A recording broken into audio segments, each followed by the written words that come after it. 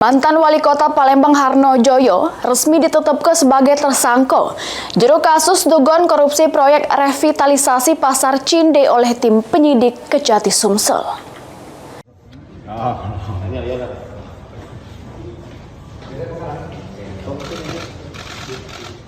Mantan Wali Kota Palembang Harno Joyo ditetapkan sebagai tersangka oleh tim penyidik Kejati Sumsel juru kasus dugaan tindak pidana korupsi terkait proyek revitalisasi Pasar Cinde Palembang. Kita ada terima aliran dana nggak? Pak, uangnya berapa, Pak? Pak, berapa kita terima, Pak? Nyampak.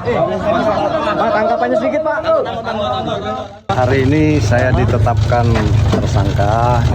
Ini mungkin salah satu bentuk saya sebagai pimpinan tanggung jawab terkait dengan pembangunan pasar. Pak, terima duit tak, Pak? Aliran, Pak, uang, Pak? Iya. Pak, terima uang nggak, Pak? Kita terima uang, Pak. Saya mohon maaf kepada masyarakat. Pak. Aspirsus Kejati Sumsel Umar Yadi mengungkapkan, berdasarkan hasil pemeriksaan, tersangka sudah metu ke peraturan wali kota terkait pemotongan BPHTB terhadap PTMB, sehingga mengalami kerugian negara. Selain itu juga ditemukan aliran dana yang diterima tersangka yang ini masih juru proses pendalaman. Ditambah ke Umar Yadi, tersangka juga memerintahkan untuk melakukan pembongkaran gedung Pasar Cinde yang sudah berstatus sebagai cagar budaya.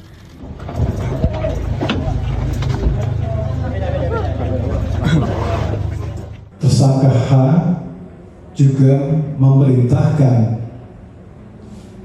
untuk melakukan pembongkaran gedung Pasar Cinde yang berstatus sebagai cagar budaya. Jadi tim penyidik Kejaksaan Tinggi Sumatera Selatan sampai hari ini masih terus melakukan pendalaman terkait aliran dana yang sangat merugikan masyarakat untuk melakukan penelusuran juga aset untuk pengembalian kerugian keuangan negara.